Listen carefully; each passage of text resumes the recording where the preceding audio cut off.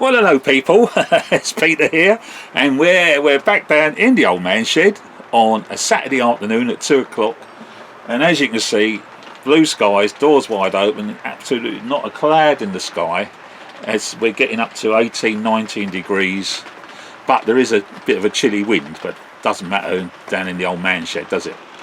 Right, so what is this about, guys? Well, I've just done you a mega session of running tracks, trains around Torridon Road without my ugly mug appearing on it. Alright, so if you just want to see trains running on Torridon Road, that's the last video I've just done. Alright, I just happen to be having I suppose a Cavalax running session going on at the moment. I've got the 56 running around, and I've got the class 60 running around, but with no sound, and they're not making a sound.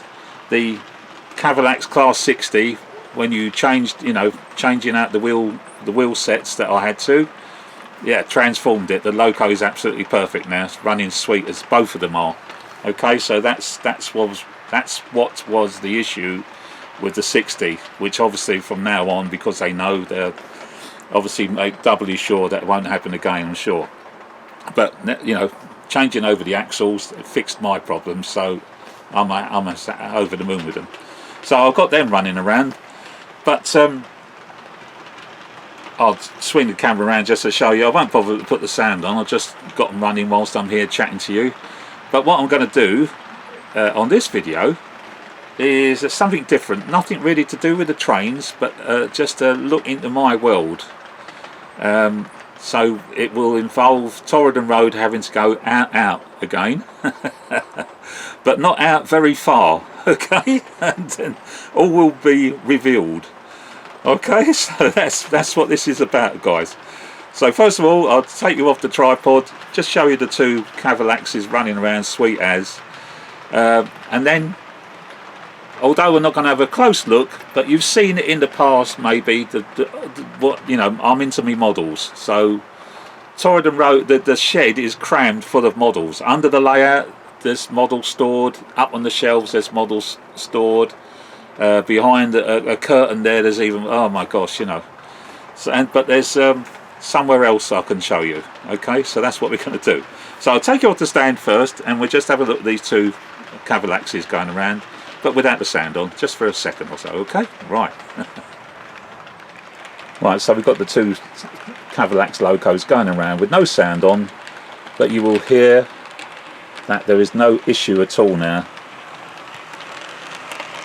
with the Cavalax 60. It's silent, or no noisier than the 56, which didn't have an issue. It's still running perfectly. And of course got my couplings on them, so they've got all the pipe work on both ends, but with my coupling system I can still pull rakes of wagons with them. Same with the 60. It's got my coupling on the end of it because all the detail has been fitted at both ends. There you go, doesn't get buffer lock. Same with the 56. Yeah, it's got the little magnetic coupling, my little magnetic coupling, which means that I can have all the detail on at both ends when I don't want to have it pulling rakes of wagons and that. Right, I'll be quiet.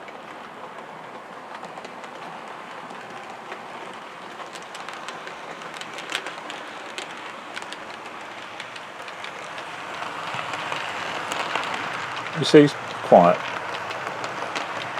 They're silent.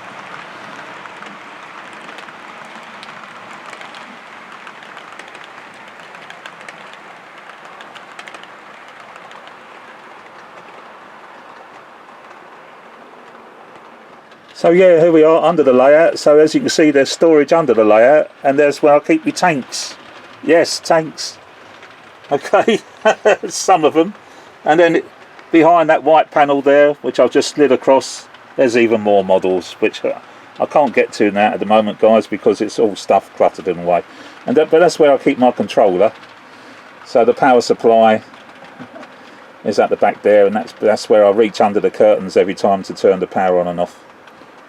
Alright, well there we go. And that's all hiding behind this curtain. Oh god. But then, yeah, there's all that lot up there, some of them. And there's more behind that curtain.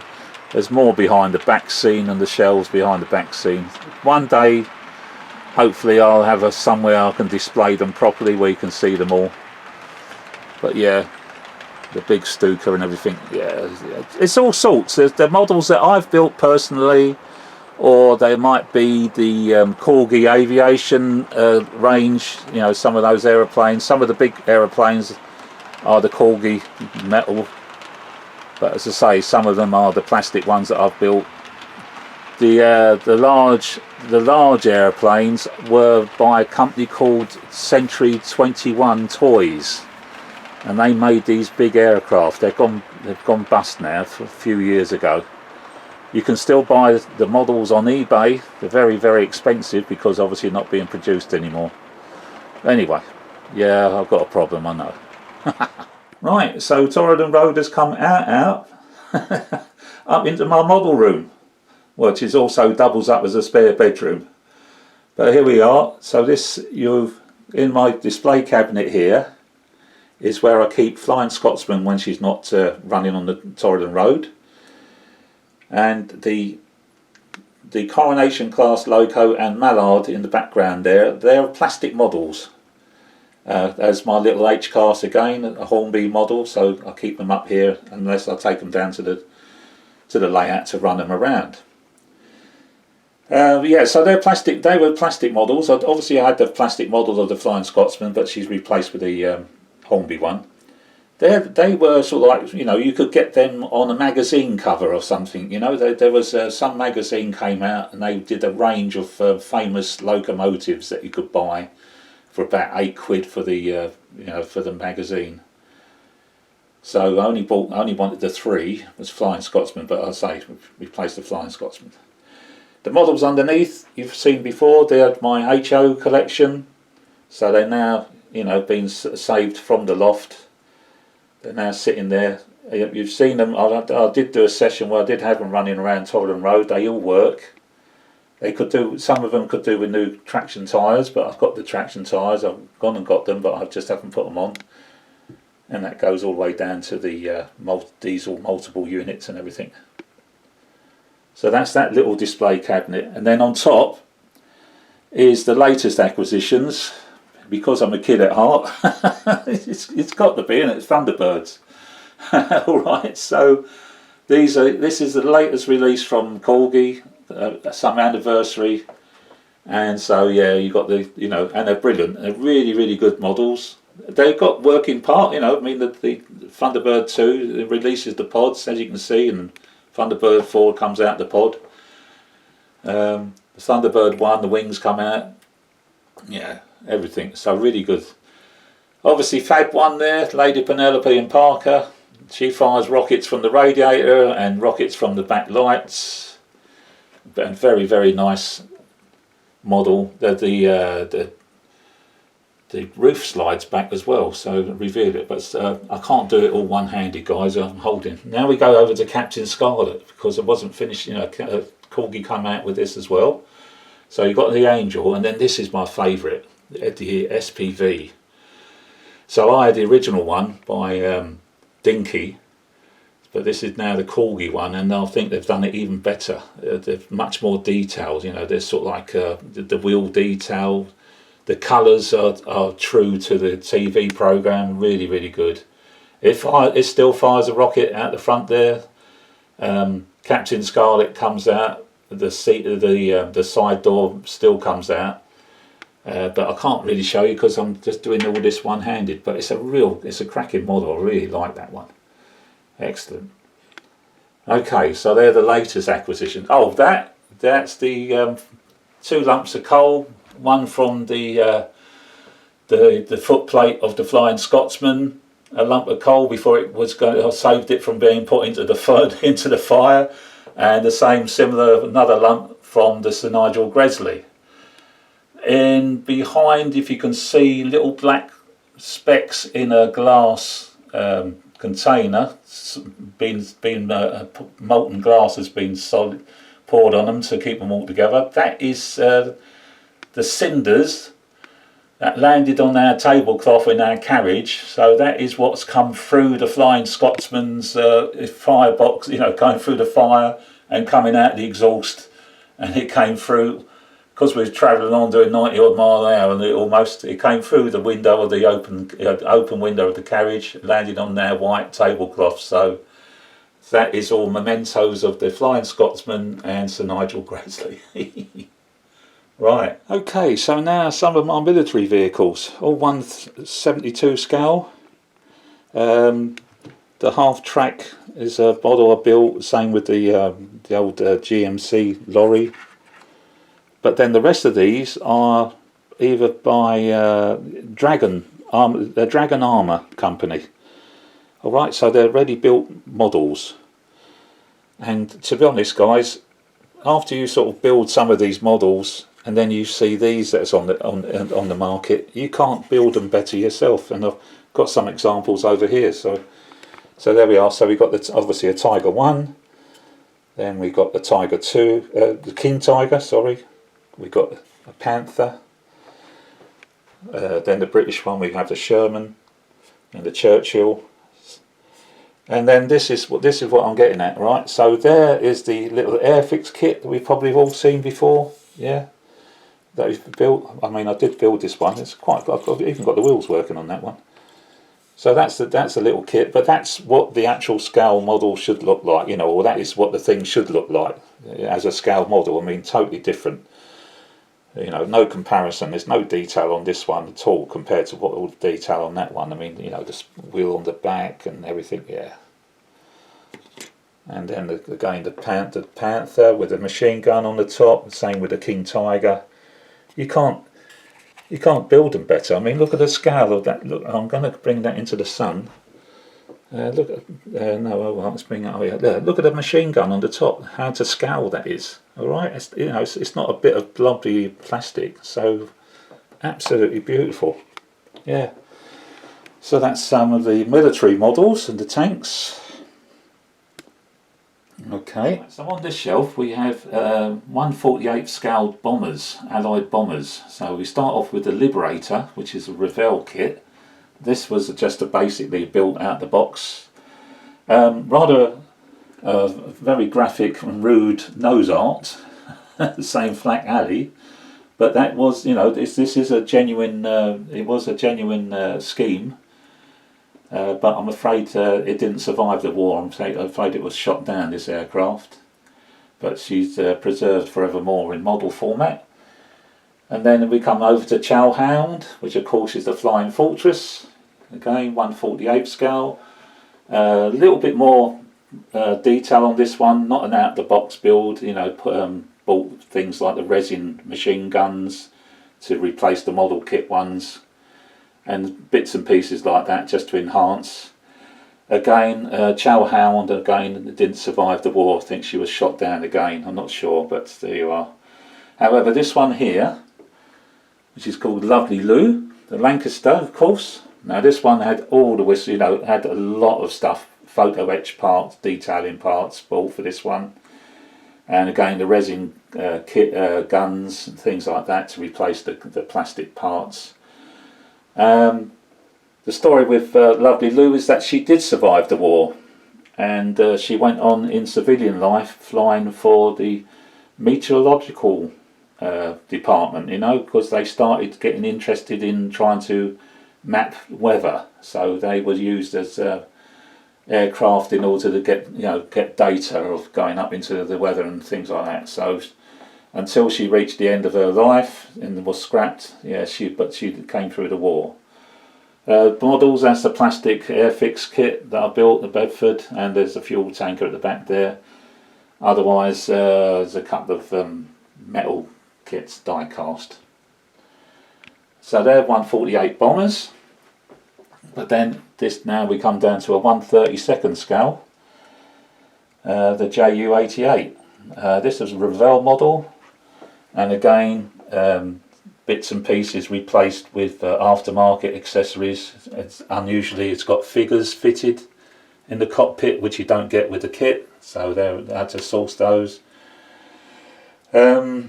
This, it's got battery. Why has it got battery? Because it can do this. He says if it gets it, there we go. Got 2 electric motors in there. That's it, just take the batteries out again, there we are. What's that one? Oh, the old, yeah, little Kubel wagon there with the officer looking on, painted him up. Hopefully looked as good, you know, tried to get him looking as good as possible with all his medals and that.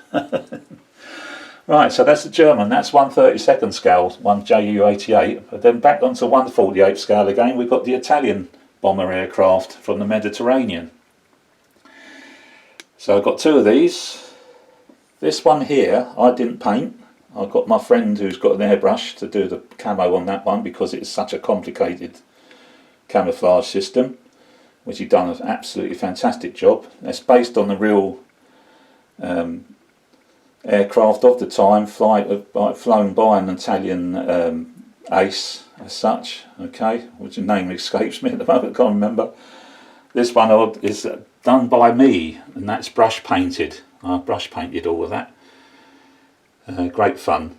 All that gold, all the yellow piping and everything. Yeah, that's an out the box kit. Sorry, so no special parts. And it turns out that the cowling, the opening there where the propellers are, is rather too wide. It shouldn't be as wide as that.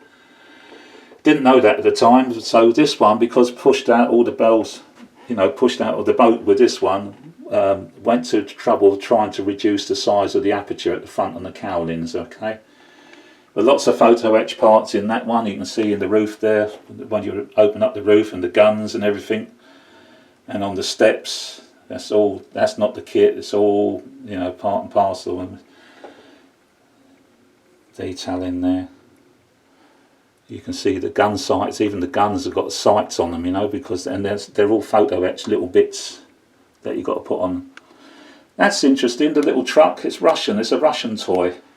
But it looks exactly like the trucks that was used to sort of like, you know, in the Italian army, you know, where these aeroplanes, you know, based in the Mediterranean on the sort of, where they was doing their duty.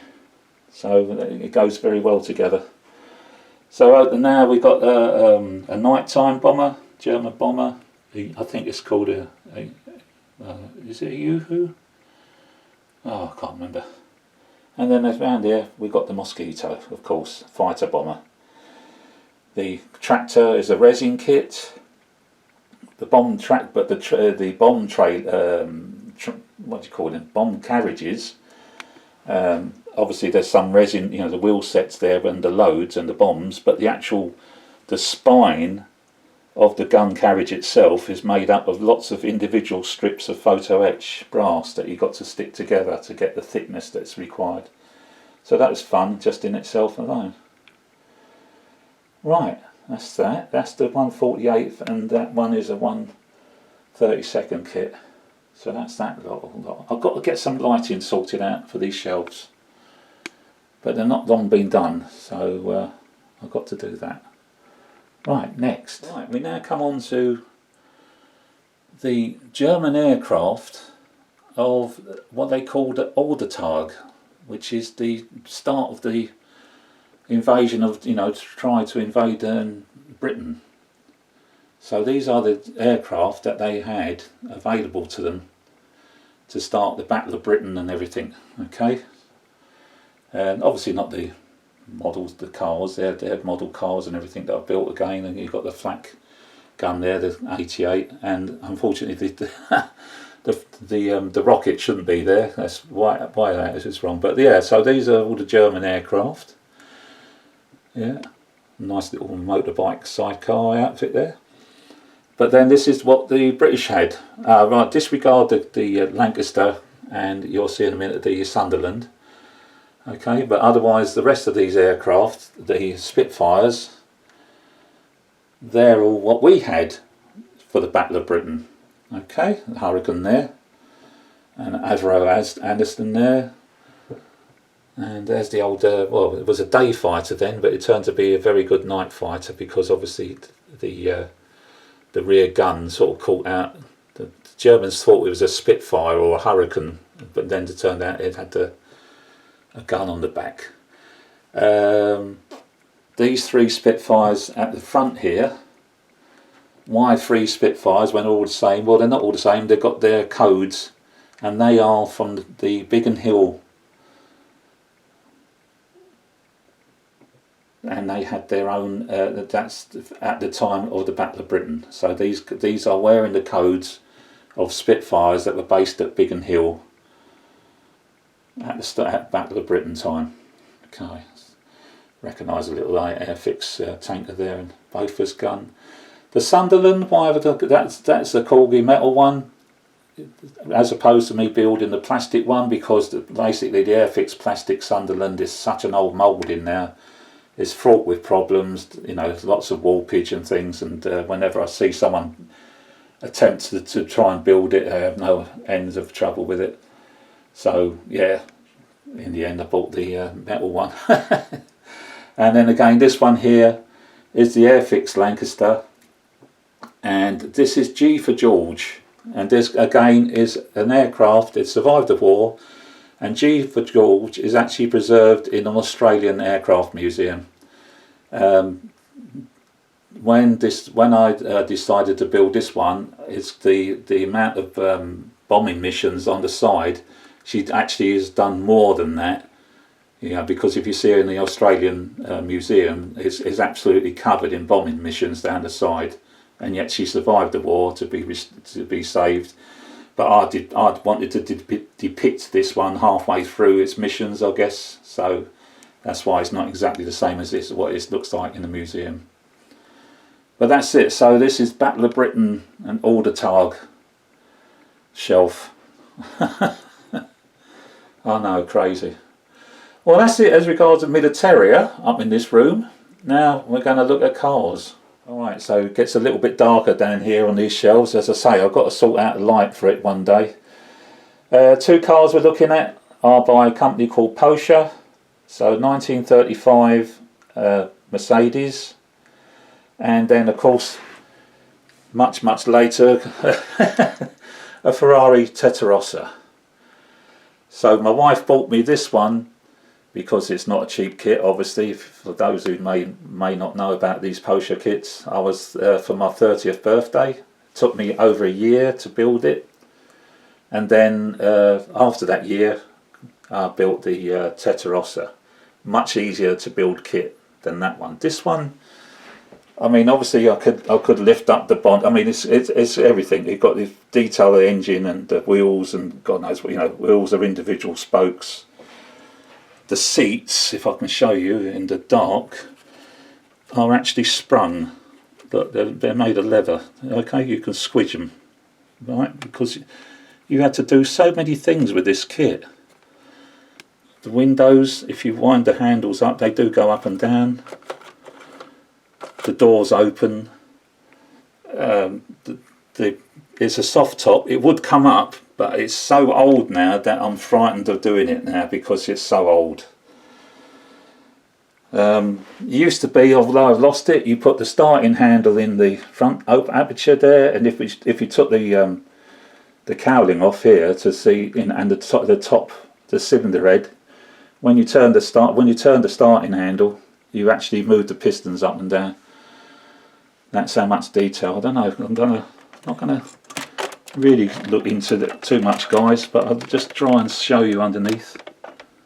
I don't know. I'm not sure if it's getting. You can see all the bits and pieces, and the wheels. Look, the wheels alone, individual spokes and one thing another. The Ferrari, same sort of thing. You can lift the lid up, you know. The doors open. You have to. There's a key in the door. See that little key? You have to turn it, and then I think it opens the door. Yes. There we go. I think that could do with going back. Yes, that's all right. I thought we caught the wing mirror. Right, and that's when I did the Tour de France when it came to England, 1994, with my father-in-law. We went and watched the Tour de France come through Tunbridge. Again, Batmobile cars from a magazine. So there's my three. And then why have I got this little lot? Well, these now, if I start explaining, these are the cars that I shared the roads with in my career of being on the road when I was old enough to ride a bike and drive a car back in 1969 onwards. I've seen all these cars. So the little Fiat 500s, the little bubble car, I remember seeing that. The little Messerschmitt there, I remember to this day where I was when I saw this one for the first time. And of course the old Volkswagen bus there, iconic. So I've shared the roads with all these cars. That's why I've got them.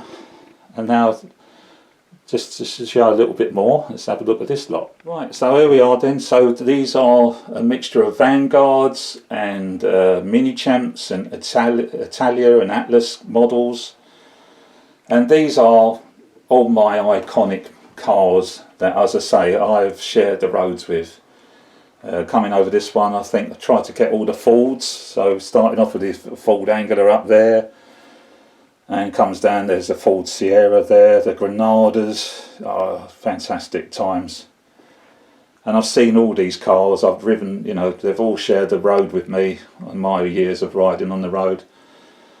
And then we've got the Vauxhalls, we've got Rovers, Austins, oh gosh, foreign cars now. Down the bottom there we've got Alfa Romeo, Lancia, Fiat, we've got the Citroens, BMWs, Volvos. Up the top there we've got the little sports cars, the Jaguar. Oh yeah, I think the only one that I've not actually seen in real life, but I don't know why actually, but I think it was a magazine model, so it was very good detailed model for the price, was this one, which is a BMW. I don't think I actually seen that one driving on the road, but all these other models are of cars that I've shared the roads with in my life, and it comes up to maybe, I suppose the latest one is the old Ford Sierra there. I haven't gone to think anything more modern than that, because after that they become a little bit soulless, don't they, the cars? But these are fantastic. These were of the era. Fantastic days. This is when motoring was fun back in these days. No speed cameras, no speed bumps, all that sort of stuff. Yeah, it was fun to drive. It's not fun to drive now.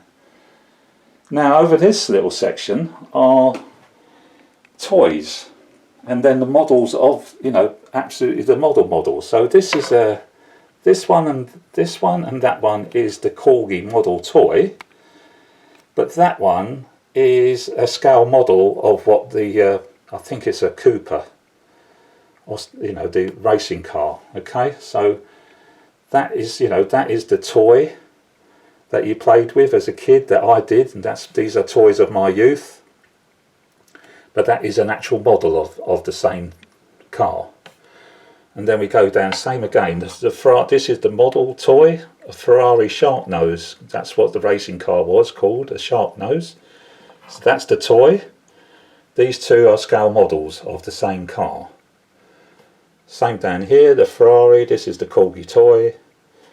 That is a scale model of the same car. Then we get down to my favourite, which is the Porsche. So that is the model toy. That is a resin model of it. And then here we have it on a bigger scale, the same car, but obviously 1/18th scale. And this one does, let me see if I can. Yeah, see, this is by Minicraft. And so there we are. The panel comes off. Now, look at that. How crazy was that? A racing car, and it's got a spare wheel. What on earth? What are you supposed to do with that? If you have a puncture, you can change the wheel while you're in the race. Absolutely crazy sort of regulation to have, that it's got to have a spare wheel in the racing car. But there you go. Let's see if I can put that back. This is very hard to do all this one-handed. So that goes back there. Doors open. Just everything on this one. Door opens and everything. And it's good. Let's have a look. Does that? Yeah, there you go. Remove that completely. There we are. There's the motor. So absolutely, you know, a highly detailed scale model in 1/18th scale of that particular corgi model, which is what I always remember as a kid. So yes, I had that originally, then got lost to time, found that I could get them again on eBay in very good condition, so that's why I bought the original corgis. And then once I had them, I sourced the actual models, which is what that's all about. That's what this is about. Right, last but by no means least, I haven't shared the roads with these cars. I've never seen some of these. Some I have, but some I haven't. Alright, these are the 1/18th scaled supercars, obviously, that you can get. Made by a company called Auto Art.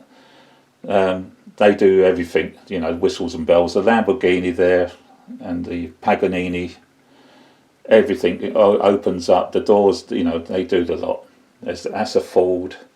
And then in the boxes, well, we've obviously got to have the Aston Martin DB5. It's not the James Bond, you know, it's not a James Bond model. It is actually a DB5 Aston Martin. Modern day Mustang. E-Type Jaguar. You can't see through the plastic of the cases. I'm sorry. Obviously, E-Type Jaguar soft top.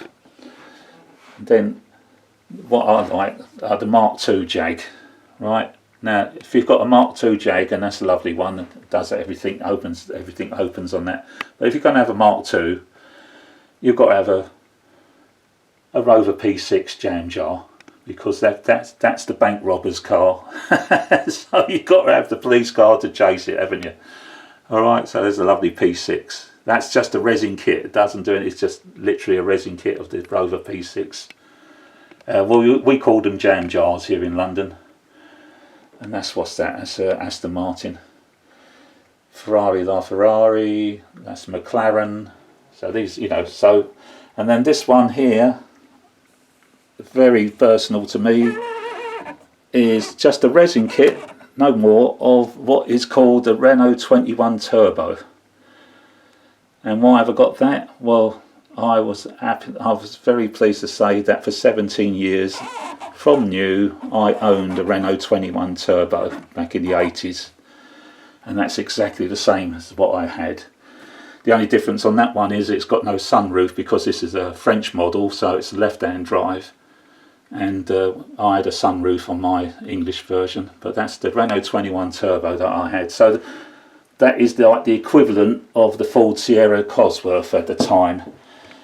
So they were the top hot cars. So, and yeah, absolutely gorgeous. I mean, when the turbo kicked in, because it had turbo lag, it was the first generation, but it pinned you back in the seat when the turbo cut in.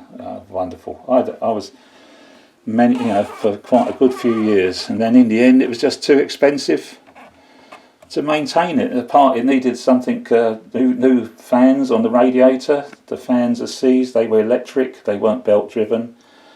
They seized, and then the repair bill for the 2 new fans, the labour to take the radiator out, take the fans off and everything, was more than what the value of the car was worth. So it went off to someone who raced it, because the engine was that good that they did club racing in it. So yeah, I guess, you know, I don't know where it is. Obviously it's gone many a year now. It's back in the 80s. But yeah, so that's the supercars. So I have a problem, don't I, people? Sorry about that. I'll just do a general view of the room. Hold on. Okay, so it's just general view of the room. There we are, just to give you an idea of where everything is. There you are. That's it. And that's storage up the top there. Oh, there's a couple of little cars up there. I haven't got room to put out anywhere else. And there are even more models up in the loft still. I have, until I stopped collecting them, in 1/200th scale airliner models of British Rail, of the British Airways Union Tau aircraft that have flown under the colours of British Airways. So that obviously includes Concorde, and I just haven't got anywhere to display them, so they're still up in the loft. But they're all types, you know, jumbo jets, oh, you name it. So there, yeah, one day. Okay. Well, so we're back down in the old man shed to finish off. All right. So, well, I hope you enjoyed all that. It's a bit different, wasn't it? Apart from the first cabinet, nothing to do with trains whatsoever. But it's just in my world, you know. It's what I've done from a young man, you know, a young kid. Me and my brother building God knows how many Airfix models. Lost count of how many Spitfires we built over the years, you know, as we got older. And then, yeah, as and when life got, you know, was able to let me get back into my, you know, what I do enjoy, I was able to buy the models that I like. So, yeah, and as I say, with the cars, with the Vanguard range and everything, those I shared the roads with those cars. I look back at them and they were great years of motoring. You know, it's not like today. It's not fun to drive now. I mean, and I was a motorcyclist, so that's another lot of video, guys. All right, because I've had quite a few bikes over my career. You know, some super bikes and everything, and yeah, but yeah, it's just my world. All right, so I hope you enjoyed it, and yeah, I'll leave it at that. I'll catch you next time on Torridon Road. All right, until then, everybody take care and enjoy your modelling, be it whatever modelling. Goodbye, guys. Bye bye.